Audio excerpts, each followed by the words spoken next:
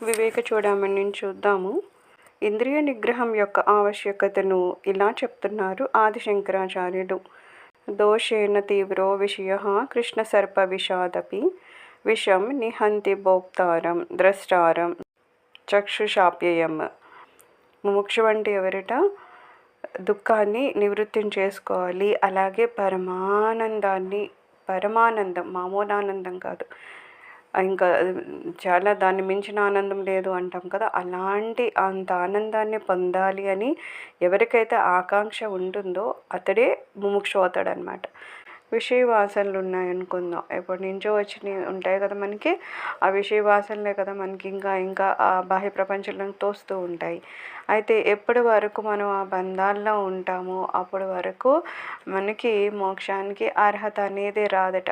ఎప్పటి వరకు మనం బాహ్య ప్రపంచం వెంటే పరిగెడుతూ ఉంటామో అసలు మనకి దేవుడి చింత కానీ, దేవునికి సంబంధించిన ఏమన్నా తెలుసుకోవాలని కానీ, ఆత్మసాక్షాత్కారం కానీ ఇలాంటివి ఏమీ జరగనప్పుడు ఏమవుతుంది? మనలో ముముక్షత ఎక్కడి నుంచి వస్తుంది? రాదు కదా.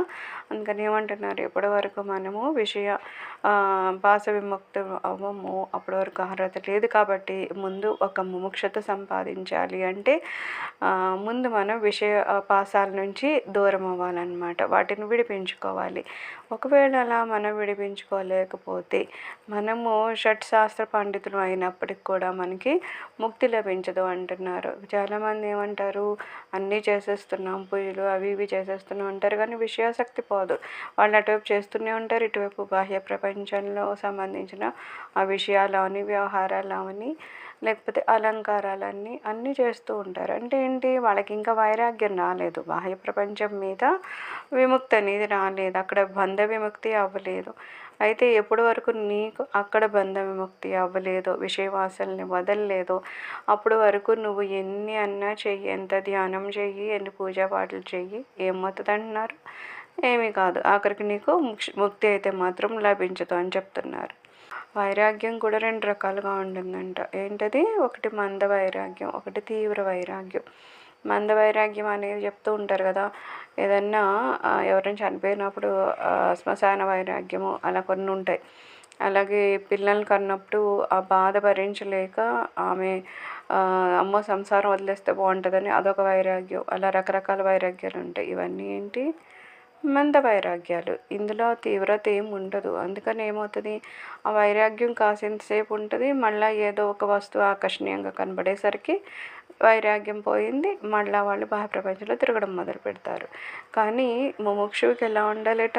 తీవ్ర వైరాగ్యం ఉండాలంటే ఎప్పటి వరకు మనకి వైరాగ్యం తీవ్రంగా ఉండదో అప్పటి వరకు మనం బాహ్య ప్రపంచాన్ని వదలలేమన్నమాట. అప్పటి వరకు మనం మోక్ష సాధన చేయలేమని చెప్తున్నారు. మనకు ఉన్నాయి కదా ఈ 5 రకాల వాసనలు ఉంటాయి కదా, శబ్ద, స్పర్శ, రూప, రస, గంధాలు అనేవి. ఇవి మొసళ్ళ లాంటివి అనమాట. ఈ మొసలి ఎప్పుడు మనల్ని అభావసాగరంలో ముంచేయడానికి, మనల్ని భక్షించడానికి రెడీగా ఉంటాయి. అయితే ఏమంటున్నారు, అలాంటి మొసలిని నువ్వు చంపాలి అంటే ఫస్ట్ నీ దగ్గర ఏం ఆయుధం ఉండాలంటే తీవ్ర వైరాగ్యం అనమాట. నీకు ఎంత ఎక్కువ వైరాగ్యం ఉంటే అంత ఈ విషయ వాసనలు మన దగ్గరికి రాకుండా ఉంటాయి. మనకి వైరాగ్యం ఏమాత్రం లేదు, మహా ఆకర్షణ ఉంది బాహ్య ప్రపంచం మీద, ఈ వాసనల మీద.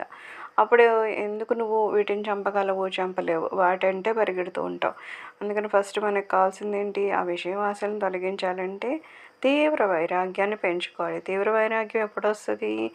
అసలు ఆ విషయ వాసనలు ఏంటి, అది ఉంటే ఏంటి, ఆ వాసనలు వదులుకుంటే ఏంటి, ఇవన్నీ మనం సరిగ్గా తెలుసుకుంటే వస్తుంది.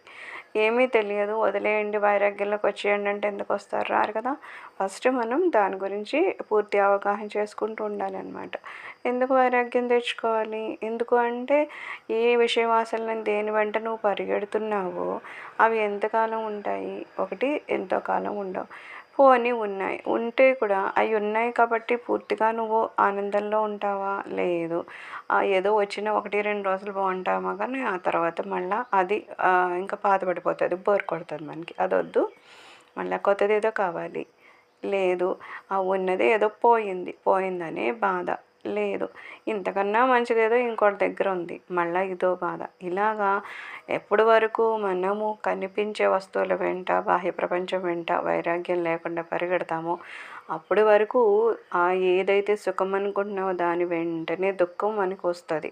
అందుకని దాన్ని వదలాలి. అందుకని విషయ వాసనల వెంట పరిగెట్టడం అనేది అనవసరమైన విషయము. కేవలము మన జీవితాన్ని వేస్ట్ చేసుకోవడం అనేది మనకి ఇప్పటివరకు క్లారిటీగా అర్థం కాదు. అప్పటి వరకు పరిగెడతాం. ఎప్పుడైతే మనకి క్లియర్గా అర్థమవుతుందో ఎందుకు అట్లా పరిగెట్టడము, దానికన్నా ఆనందము, దానికన్నా ఇంకా మంచిది నా దగ్గర ఉంది అని అనుకుంటాము. అప్పుడు వీటి వెంట పరిగెట్టడం మానేస్తాం అనమాట. అప్పుడు మనం తీవ్ర వైరాగ్యంలోకి వస్తాం. అలా తీవ్ర వైరాగ్యంలోకి వస్తేనే విషయవాసనలు వదలడం అనేది ఈజీ అవుతుంది అనమాట. తర్వాత ఏమంటున్నారు, భగవద్గీత 15వ అధ్యాయంలో అసంగ శస్త్రేణ దృఢేన చిత్వా అని అన్నారు. అంటే దృఢ వైరాగ్యము అత్యవసరము అని, విషయాలను విషం వల్లే దూరంగా వదిలేయాలి అని. విషం చూస్తే ఎంత దాన్ని ఇంకా మళ్ళీ ఒకసారి చూద్దామా, టేస్ట్ చూద్దామా, దాన్ని టెస్ట్ చేద్దామా, కళ్ళతో చూద్దాం అలా ఏం అనుకోం కదా. ఏదైనా విషము అది కొంచెం పాయిజనస్ అనగానే ఫస్ట్ ఏమంటాం, బయటపడి అంటాం కదా. గోడకు అవతలకి విసిరేసాయి, మన వరకు రానివ్వద్దు అని చెప్తాం. అలాగా విషయవాసనలు కూడా మన దగ్గర ఏదన్నా వస్తున్నాయంటే మనకు అర్థమవుతుంది. ఈ విషయవాసనలు కొన్ని ఉన్నాయి అంటే, కొన్ని కాదు అన్ని విషయవాసనలు అలాంటివే. కొన్ని మనకి తెలియకుండా వాటి వెంట పడతాము, కొన్ని తెలిసే మనం వెంట పడతాము.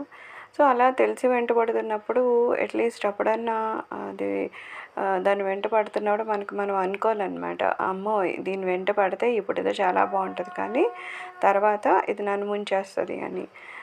ఏదో పొద్దున్నే మన బ్రహ్మముహూర్తంలో ధ్యానం చేయాలని చెప్తాం, కానీ ఆ బ్రహ్మముహూర్తంలో నిద్ర వస్తుంది. ఆ నిద్ర అనేది అదొక విషయ వాసన కదా. సో నిద్ర వస్తుంది, నిద్ర వస్తుంటే దాన్ని పడుకో అని చెప్పామంటే మనము వైరాగ్యానికి దూరం అవుతున్నట్టు. కానీ అది నిద్రపోతాను అంటే కూడా తర్వాత నిద్రపోతే కానీ తర్వాత చూద్దాం, ఫస్ట్ మన బ్రహ్మముహూర్తం ఇందులో ధ్యానం చేయాలి కదా.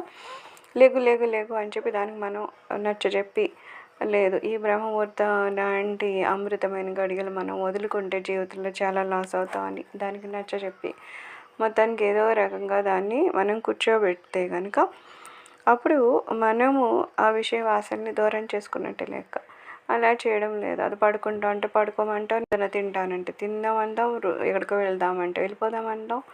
అది ఏం చెప్తుంది, మనం పరిగెడుతూ ఉంటే ఇంకా అదలా మనం పరిగెట్టిస్తుంది తప్పితే ఎప్పటికీ మనకి శాంతి కానీ ఆనందం కానీ దొరికే ప్రసక్తే లేదనమాట. అందుకని ఏమంటున్నారు, విషయవాసనలను విషయాలను చూస్తేనంటే ఏదో విషయాన్ని చూస్తే ఎంత భయపడతామో, ఎంత గమ్మున దాన్ని తీసి బయటపడేస్తామో, అలాగనే మనలో కూడా ఏమన్నా కాస్త విషయాలు వస్తున్నాయి అంటే ఏదో రూపంలో దాన్ని తీసి దూరం చేసుకోవడానికి ప్రయత్నించాలన్నమాట.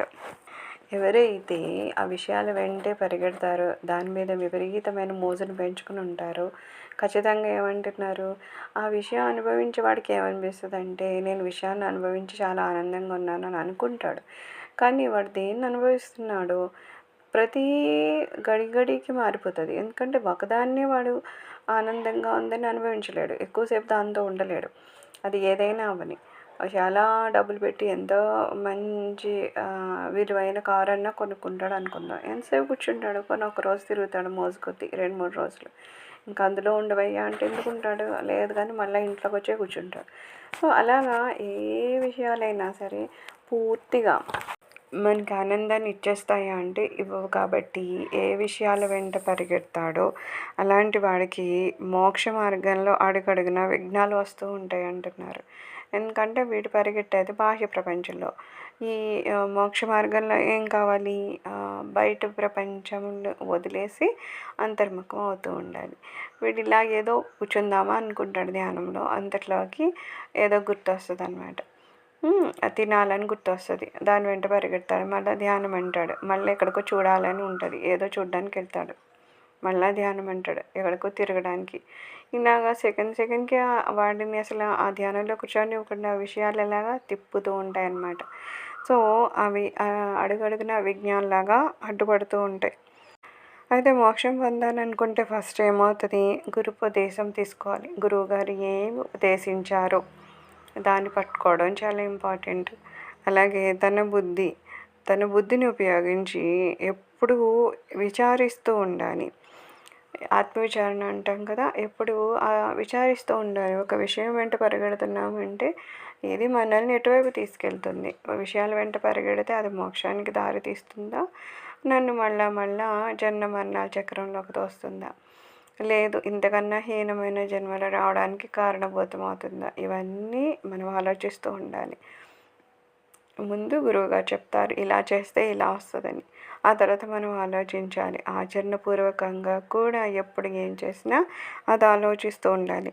అలా ఎవరైతే ఆలోచించి మంచి చెడు ఏంటో తెలుసుకొని ఆ మంచి మార్గంలో ఉండి విషయాల్ని వదిలేసి అంతర్ముఖమవుతాడో అతను మాత్రమే మోక్షాన్ని పొందుతాడు. ఎవరో అరణ్యంలోకి వెళ్ళిపోయాడు. అక్కడేమో మార్గం తెలియలేదు. తెలియనప్పుడు ఏం చేస్తాడు? ఎవరైనా కనపడుతూ ఉంటే బాబు ఎలాగమ్మా ఎలాగా అని చెప్పి వాళ్ళని వీళ్ళని అడిగి అడిగి అడిగి అడిగి రోడ్డు మీదకి వస్తాడు. అలాగా మనము శరీరాన్ని పట్టుకొని ఇక్కడికి వచ్చేసాము, కానీ మనకి తెలియదు ఏదో భూమి మీదకి అసలు ఎందుకు వచ్చాము. ఇప్పటికీ ఎవరినైనా అడిగితే ఏం చెప్తారు? ఏదో సుఖపడడానికి భగవంతుడు పంపించాడని చెప్పేవాళ్ళు చాలామంది ఉంటారు. తప్పితే నిజంగా అసలు శరీరం ఎందుకు వచ్చింది, మనకి మానవ జన్మ ఎందుకు వచ్చింది, మానవ జన్మ వస్తే ఏం చేయాలి, ఎలా చేయాలని తెలుసుకునే వాళ్ళు చాలా తక్కువ మంది. అందుకని ఏమంటున్నారు, మనం ఇలా వచ్చాము అన్న దానికి ఏంటి అనేది తెలుసుకోవాలంటే ఫస్ట్ ఏం చేయాలి? గురువుగారి పాదాన్ని పట్టుకోవాలి. అప్పుడు గురువుగారు ఒక ఉపదేశం చేస్తారు. ఆ ఉపదేశాన్ని మన బుద్ధిని అక్కడ పెట్టి దాంతో విచారిస్తూ విచారిస్తూ విచారిస్తూ ఈ అరణ్యం అనే ఈ ప్రపంచంలో పడిపోయి ఉన్నాం కదా, ఇందులోంచి నెమ్మదిగా దారి చూసుకుంటూ చూసుకుంటూ చూసుకుంటూ మోక్ష మార్గం వైపుకి రావాలన్నమాట. అదే తప్పితే అందులోనే ఏదో అడవిలో దారి తెలియదు కదా అక్కడక్కడ ఎవరిని అడగకుండా తిరుగుతూ ఉంటే జీవితం గడిచిపోతుంది, కానీ వాడు బయటికి రాలేడు కదా. సో అలాగా మనల్ని జాగ్రత్తగా గమ్యం చేరాలని చెప్తున్నారు. ముముక్షువునకు ఉండాల్సినవి సంతోషము, దయ, క్షమ, ఆర్జవము, ప్రశాంతి, దాంతి. ముముక్షువుకి ఎవరైతే మోక్షాన్ని కావాలనుకుంటారో వాళ్ళకి లక్షణాలు ఉండాలట. ఎప్పుడు సంతోషం అనేది చాలా ఇంపార్టెంట్ అనమాట. దయ అంటే ఏంటంట, అందరి ప్రాణుల యొక్క మంచిని కోరుకోవడం అంట. ఎప్పుడూ వాళ్ళకి మంచి చేయాలి. చెడు చేయడము, పని కట్టుకొని ఏదో వాళ్ళకి నష్టాన్ని కలిగించడం ఇలాంటివి చేయకూడదు అనమాట. మనకి వీలైనంత వరకు అందరికీ మంచి చేయడం, చేయలేదా కనీసం ఏం చేయకుండా ఉండాలి. తప్పితే వాళ్ళకి ఏదో అబద్ధాలు చెప్పో ఇంకోటి చెప్పో వాళ్ళకి నష్టాలు కష్టాలు కలిగే పనులు మనం చేయకూడదు. అలా చేయకుండా ఉండడాన్ని ఏమంటారంట, దయ అంటారట. ఎప్పుడు ఏదో ఎవరి వలన ఏదో మనకి కష్టం వచ్చింది, కానీ వాళ్ళని ఇంకా క్షమించేసి వదిలేయాలి. వాళ్ళ గురించి పెద్దగా ఉరికిని ఆలోచించడము, ఇంకా అదే ఏదో జరిగింది అనే వల్ల నాకేదో జరిగింది అని ఆలోచిస్తూ ఉండడం వల్ల ఏమవుతుంది, మనకి సమయం వృధా అయిపోతుంది. దానివల్ల మనం ఏమనుకోవాలి, ఏదో జరిగింది ఎవరి వల్ల ఏమో ఏ జన్మలోనో నేను ఏదో వాళ్ళకి కష్టం కలిగించి ఉంటాను, అందుకని వాళ్ళు అలా చేశారు. లేదు, మనం ఎప్పుడూ ఏం చేయలేదు, కానీ వాళ్ళు చేశారంటే వాళ్ళకు కూడా ఆ లెక్క తీర్చేవాడు ఒకడు ఉంటారు కదా. కర్మఫలాలు వాళ్ళని వెంటాడుతాయి. సో వాళ్ళకి రావాల్సినప్పుడు వాళ్ళకి వస్తుంది, మనకి రావాల్సిన మనకు వచ్చింది. సో అలా అడ్జస్ట్ చేసుకొని 1-2 నిమిషాలు అలా ఆలోచించేసి అది వదిలేసి క్షమించేస్తే మనకి అక్కడితో దాని మీద చింత అనేది వదిలిపోతుంది. కాస్త ప్రశాంతంగా బ్రతకగలుగుతాం. దాన్ని తితిక్ష అంటారనమాట. సో అలా క్షమించి వదిలేమని చెప్తున్నారు. ఆర్జవము అంటే కుటిలత లేని సత్ప్రవర్తన. అందులో కుటిలత ఉండకూడదు. ఏదైనా ప్రవర్తించామంటే సహజంగానే మనం మంచి వాళ్ళమై ఉండాలి. కానీ ఈ రోజుల్లో ఏమవుతుంది, లోపలంతా కుటిలత్వం ఉంటుంది, బయట మాత్రం చాలా మంచిగా నటించి మంచిగా ప్రవర్తన చేస్తూ ఉంటారు. దానివల్ల ఏమవుతుంది, కానీ చూసే వాళ్ళకి ఏదో వాళ్ళ గొప్పవాళ్ళలాగా అనిపించవచ్చు, కానీ ఎవరు అలా ప్రవర్తిస్తున్నారో వాళ్ళకి ఏదో రోజు అది ముప్పును తెస్తుంది అనమాట. లోపల ఎప్పుడైతే సత్ప్రవర్తన లేదో, కుటిలత్వం ఎక్కువైపోతుందో ఆ మనిషి ప్రశాంతంగా ఖచ్చితంగా బ్రతకలేడు. అలాగే వాడు చేసిన పనులకి కర్మఫలాలు ఎలాగో అనుభవిస్తాడు. కాబట్టి ఏమంటున్నారు, అలాంటి ఏమీ లేకుండా ఎప్పుడు మంచి బుద్ధితోనూ సత్ప్రవర్తనతో ఉండాలట. దాన్ని ఏమంటారట, ఆర్జవము అంటారట. ఎప్పుడు మనసు ప్రశాంతంగా ఉంటుందంటే సహజంగా మనసు నిండా ఏమొస్తాయి, ఏవో ఆలోచనలు వస్తూనే ఉంటాయి కదా, వికారాలు కూడా వస్తూ ఉంటాయి, అన్నీ తప్పుగా కూడా వస్తూ ఉంటాయి. సో ఇలాంటివన్నీ వచ్చినప్పుడు దాన్ని అలాగే ఉంచితే ఏమవుతుంది, ప్రశాంతత అనేది ఏమి ఉండదు. మనసు చాలా అలజడిగా ఉంటుంది. కానీ మనసును మనం ప్రశాంతంగా ఉంచుకోవాలంటే ఈ తప్పుడు ఆలోచనలు ఏమొస్తున్నాయో, వికారాలు ఏమొస్తున్నాయో వాటిని అన్నింటినీ మనము ఇందాక చెప్పినట్టు బలవంతంగా వాటిని అణచకూడదు. వాటికి మన బుద్ధిపూర్వకంగా చెప్పాలి. ఎందుకు ఈ వికారం రాకూడదు, ఎందుకు మనం ఇది చేయకూడదు, ఎందుకు ఇలా ఉండాలి అని చెప్తే ఒక చిన్న పిల్లోడికి నేను ఐస్ క్రీమ్ కొనరా అంటే వాడు ఏడుస్తాడు. ఐస్ క్రీమ్ కొనడం వలన ఏం ప్రాబ్లం ఉంటుంది, తింటే ఏమవుతుంది, ఎవరికైనా పిల్లలకి ఏమైంది, లేకపోతే నీకే డాక్టర్ ఇలా చెప్పారు, ఇలా ఏదేదో అంటే తను అంగీకరించవద్దు అలాగా చేస్తే వాడు ఏడవడు. కానీ మనము లేదు నేను కొనను అని ఒక మాట చెప్పేస్తే అది ఊరుకోడు, వాడు ఇంకా ఏడుస్తాడు. అలాగా మన మనసుకు కూడా వికారాలు వద్దు అంటే ఆ మనసు ఇంకా కావాలంటుంది. కానీ దానికి మనం పిల్లలకి చెప్పినట్టు చెప్పాలన్నమాట. ఎందుకు ఇలా చేయకూడదు, ఎందుకు ఇలా చేయకూడదు, ఎందుకు ఈ వికారం వెంట పరిగెట్టకూడదు, బాహ్య ప్రపంచం వెంట పరిగెట్టకూడదు, ఎందుకు మనం అంతర్ముఖం అవ్వాలి, వీటన్నింటినీ వదలాలి. ఇవన్నీ చెప్పినప్పుడు మనసు అర్థం చేసుకొని సహజ సిద్ధంగానే అది అంతర్ముఖం అవుతుంది. అప్పుడే మాత్రమే మనకి ప్రశాంతత ఉంటుంది. అందుకే చూడండి, ఆధ్యాత్మికంలో ఉన్న వాళ్ళ మొహంలో ఉన్న లేకపోతే అంటే ప్రశాంతంగా ఉన్నవాడు వాళ్ళ మొహంలో కూడా తెలిసిపోతాడు ప్రశాంతంగా ఉన్నారు. ఆది తత్వము ఆధ్యాత్మికంగా లేని వాళ్ళ మొహాల్లో కనిపించదు. ఎందుకంటే వాళ్ళకి తెలియదు.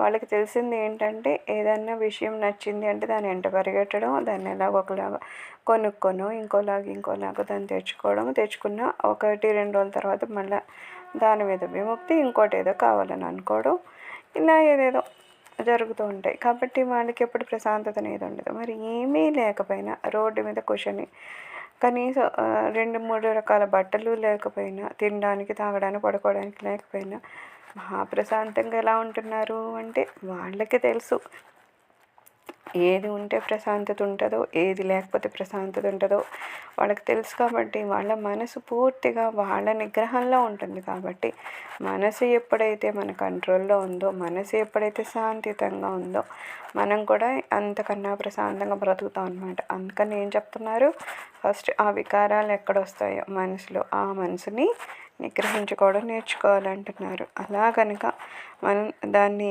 నిగ్రహించగలిగితే అప్పుడు మనం శాంతియుతంగా ఉంటాం అన్నమాట. అయితే ఇంకా లాస్ట్ ఎక్కడికి వచ్చామంటే దాంతి అంటారు.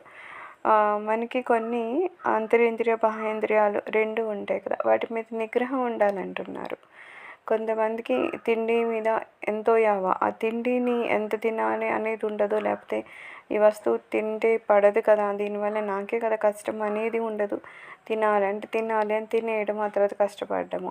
అలాగే బ్రహ్మచర్యం అనేది కూడా చాలా ఇంపార్టెంట్ అనమాట. ఎందుకంటే బ్రహ్మచర్యం చేసే వాళ్ళ శక్తి వాళ్ళలోనే ఉంటుంది. అందుకని వాళ్ళ ఓజస్సు బాగా పెరుగుతుంది, వాళ్ళ సాధన ఇంకా బాగా జరుగుతూ ఉంటుంది. అందుకని ఏమంటున్నారు, ఇలాంటివి ఇంద్రియ నిగ్రహాలు ఉండాలంటే మనం బాహ్యంగా మనసు నిగ్రహం అని, బయట ఇంద్రియ నిగ్రహం అని ఏమన్నా సరే వీటన్నింటినీ నిగ్రహించగలిగితేనే మనము మోక్షానికి అర్హతను సంపాదిస్తాం అన్నమాట. అలాంటి వాటిని ఏమంటున్నారు, దాంతి అంటారు.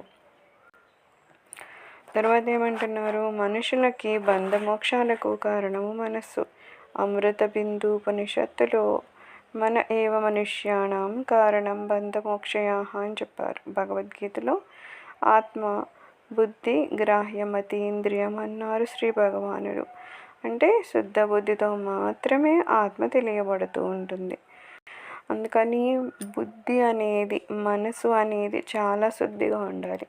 ఎన్ని పూజలు చేసినా మనసు కనుక మలినం పట్టి ఉందా, కొంతమంది చేస్తూనే ఉంటారు బయటవి, మనసులో మాత్రం చాలా కల్మషం ఉంటుంది. వేరే వాళ్ళని బాధ పెట్టడం, వేరే వాళ్ళ వస్తువుని దొంగిలించడం, లేకపోతే ఏదో తప్పుడుగా వాళ్ళ గురించి ప్రచారాలు చేయడం, ఇవన్నీ చేయడం ఏమవుతూ ఉంటుంది, మనసుని మలినం చేసుకోవడం. నువ్వు బయట ఎంత మంచిగా కనిపించినా సరే ఎప్పటి వరకు నీ మనసు మలినం అయి ఉంటుందో అప్పటి వరకు నువ్వు నీ ఆత్మను దర్శించలేవు అనమాట. అందుకని ఫస్ట్ ఏమంటారు, మనసును శుద్ధి చేసుకోవాలంటారు. ఒక అద్దానికి మట్టి పట్టేసి ఉంటే నువ్వు ఎంతసేపు అక్కడ నుంచున్నా కనిపించవు, లేకపోతే కనిపించినా అది ఏదో శుభ్రమైనగా కనిపించదు. అందుకని మనసు శుభ్రం చేయాలి. అలాగా ఎంతసేపు ధ్యానం చేసినా, ఎన్ని పూజలు అవన్నీ చేసినా సరే, మనసు కనుక శుద్ధి లేదా, ఆ మనసుకి ఏదన్నా పట్టు ఉందా, అప్పుడు వరకు ఆత్మ దర్శనం ఇవ్వదన్నమాట. ఆత్మ సాక్షాత్కారం అనేది మనకి కలగదు. అందుకని ఏమంటున్నారు, ఫస్ట్ మనసుని చాలా శుద్ధిగా ఉంచుకోవడం ఇంపార్టెంట్ అని చెప్తున్నారు. తర్వాత స్వామి ఏమంటున్నారు, సదా సర్వగత ఆత్మ న సర్వత్ర అవభాసతే బుద్ధావి వావభాసే స్వచ్ఛేషు ప్రతిబింబవత్. అంటే మోక్షాపేక్ష కలవాడు విషయాలను విషయంలాగా త్యజిస్తాడు. సంతోషము, దయ, క్షమ, ఆర్జవము, ప్రశాంతి, దాంతి వీటిని అమృతంలాగా సేవిస్తాడు. ఇవన్నీ అమృతంలా సేవించాలని ఎందుకన్నారంటే అది అంత ఈజీయా? అక్కడ ఏం చెప్తున్నారు మీకు, లోపల బయట కూడా మనం ఇంద్రియాలను నిగ్రహించుకోవాలంటున్నారు. మాట్లాడడం ఈజీయే కానీ ప్రతి విషయాన్ని మనం నిగ్రహించగలుగుతామా? కష్టము. కానీ ఒకవేళ మనం ప్రయత్నపూర్వకంగా అవన్నీ నిగ్రహించగలిగితే కనుక మోక్షానికి మనకి అర్హత సంపాదించుకున్న వాళ్ళం అవుతాం అన్నమాట. అందుకని క్లియర్గా చెప్తారనమాట. విషయవాసనల వెంట పరిగెత్తేటప్పుడు అమ్మో అదేదో విషము అని చెప్పేసి దాని నుంచి పారిపోవాలి. అలాగే ఇప్పుడు చెప్పిన ఈ లక్షణాలను మాత్రం అది అమృతం అని చెప్పేసి, ఎంత కష్టమైనా సరే అది అమృతమే అని చెప్పి అమృతాన్ని సాధించమంటే చాలా కష్టపడతాం కదా.